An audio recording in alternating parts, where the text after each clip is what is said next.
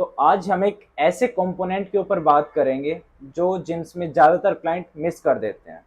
लोग बोलते हैं 70% diet and 30% your workout, but in दोनों के अलावा एक और ऐसा कंपोनेंट है जिसके ऊपर हमें वर्क करना चाहिए, वो है रेस्ट।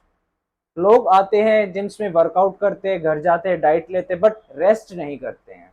जैसे कि आज आपने बाइसेप वर्कआउट किया, नेक्स्ट डे अगेन कुछ क्लाइंट्स ऐसे होते हैं अगेन डंबल कर्ल स्टार्ट कर देंगे, चाहे वो चेस्ट का वर्कआउट कर रहे हो, फिर भी लास्ट में वर्कआउट खत्म करते करते आपका डंबल कर्ल स्टार्ट हो जाता है।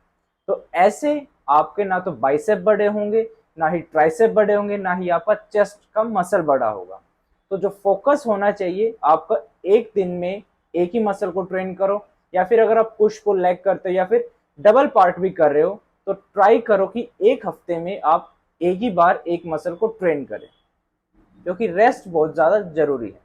अगर आप कहते हो 70% डाइट है, तो उसमें मैं बोलूंगा 50% डाइट है, 20% आपका रेस्ट है, और बाकी का कितना है, 30% आपका वर्कआउट है। तो रेस्ट जरूरी है। अगर आप रेस्ट नहीं करते हो तो आपके जो मसल्स है वो भी एट्रोफी स्टेज में आ जाते हैं। एट्रोफी क्या होता है कि जितना साइज आपने अभी गेन किया, आपका मसल जो हाइपरट्रोफी में आया है वो वापस से नॉर्मल हो जाएगा, और उसके बाद क्या होगा, और भी ज्यादा श्रिंक हो जाएगा।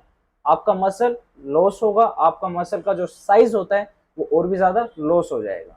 तो रेस्ट के ऊपर भी उतना ही फोकस करो जितना आप वर्कआउट के ऊपर करते हो और जितना आप डाइट के ऊपर करते हो। और रेस्ट भी सिर्फ ऐसा नहीं है कि आप गए, लेट गए आराम से 10 मिनट 15 मिनट लेट गए, आपने, वो होता है रिलैक्स, कि आप रिलैक्स कर रहे हो अपनी बॉडी को, आप अपने मसल को रिलैक्स करा रहे हो। रेस्ट वो होता है जब आप अपने बिल्कुल ही माइंड को और अपनी बॉडी को बिल्कुल ही ब्रेक दे दो, ना कुछ आपको सोचना है, ना कुछ आपको कोई एक्टिविटी करनी है, सिर्फ सो जाना है।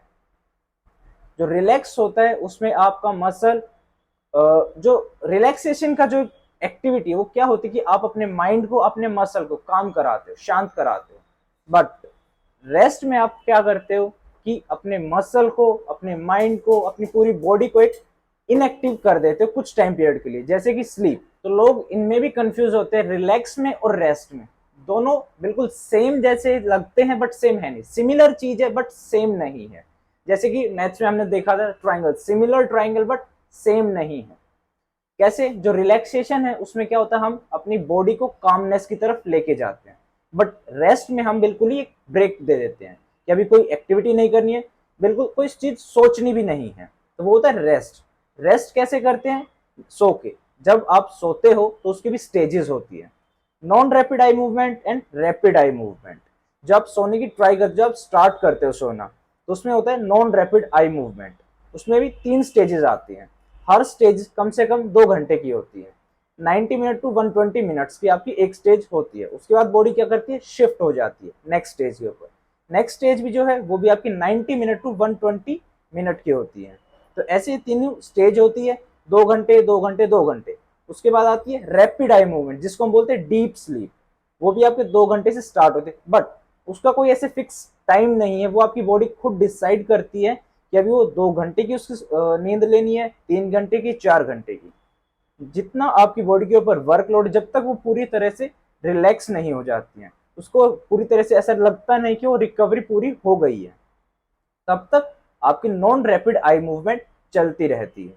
तो इसीलिए बोलते हैं कि एटलीस्ट 8 घंटे की नींद आपको लेनी चाहिए, चाहे आप सेडेंट्री लाइफस्टाइल यूज कर रहे हो या फिर आप एक एथलीट हो। कैसे, जो नॉन रैपिड आई मूवमेंट है 3 स्टेजेस है, 2 घंटे 2 घंटे 2 घंटे, तो 6 घंटे ये हो गए। रैपिड आई मूवमेंट अगेन आपके 2 घंटे एटलीस्ट। तो ये मिला के टोटल आपके 8 घंटे की स्लीप होती है। बट मैक्सिमम आप 10 घंटे 12 घंटे भी जा सकते हो, वो अकॉर्डिंग टू योर नीड। अगर आपका बहुत ही ज्यादा हेक्टिक लाइफ स्टाइल है, आप मेंटल भी काफी स्ट्रेस है आपके ऊपर, फिजिकल भी आप स्ट्रेस डाल रहे हो बॉडी के ऊपर, तो आप 10 घंटे 12 घंटे भी जा सकते हो। तो ये आपकी बॉडी डिसाइड करेगी कि आपको कितने घंटे सोना है। ये कोई ऐसा फिक्स टाइम नहीं होता है कि 8 घंटे की नींद जरूरी जरूरी है, 10 घंटे 12 घंटे भी हो सकती है। और तो ये रेस्ट जरूरी है। रिलैक्सेशन क्या होता है, जैसे कि हम सब शवासन करते हैं, उस टाइम पे क्या करते हैं, हम बॉडी को बिल्कुल ही लूज छोड़ देते हैं, आराम से लेट जाते हैं। बट उस टाइम भी क्या होता है कि जो हमारा मेंटल, जो हमारा माइंड है, वो यहाँ वहां सोचता रहता है कि ओहो आज शाम को मेरे को ये एक्टिविटी करनी है, ओहो आज मेरी इतनी कैलोरीज हो गई, आज इतना प्रोटीन इंटेक हुआ है, अभी शाम को मेरे को ये जाके काम करना है। तो वहां पे आप रिलैक्स कर रहे हो अपनी बॉडी को, बट माइंड आपका अभी भी एक्टिव है, तो उसको कैसे रेस्ट दोगे अपने माइंड को? सोकर। तो आप अपने रेस्ट के ऊपर भी उतना ही फोकस करो जितना कि आप वर्कआउट पे और डाइट के ऊपर करते हो। तो जब आपके हॉर्मोन्स प्रोडक्शन होती है, एंजाइम्स प्रोडक्शन होती है, या फिर आपकी कोई रिकवरी होती है, वो कब होती है? आपकी रैपिड आई मूवमेंट में। और रैपिड आई मूवमेंट कब आएगी? 6 घंटों के बाद, जब आपकी non rapid eye movement complete हो जाएगी, तो उसके बाद आएगी रैपिड आई मूवमेंट। और उसी टाइम पे आपकी बॉडी हॉर्मोन्स को प्रोड्यूस करेगी, आपकी बॉडी एंजाइम्स को प्रोड्यूस करेगी, आपकी बॉडी में कोई रिकवरी चाहिए तो उसको रिकवर कराएगी। तो रेस्ट जरूरी है। और एक हफ्ते में एक ही सेशन दो किसी भी मसल को, ज्यादा से ज्यादा दो, उससे ज्यादा मत दो। सिर्फ एक सेशन या फिर 2 सेशन, उससे ज्यादा नहीं। तो ये थी हमारी आज की वीडियो कि वर्कआउट और डाइट, इनके अलावा एक और कंपोनेंट है जिसके ऊपर हमें वर्क करना चाहिए। अगर आपको अच्छे रिजल्ट्स चाहिए हमारे अपनी बॉडी में, तो रेस्ट, डाइट एंड वर्कआउट, इन तीनों के ऊपर फोकस करो। Thank you.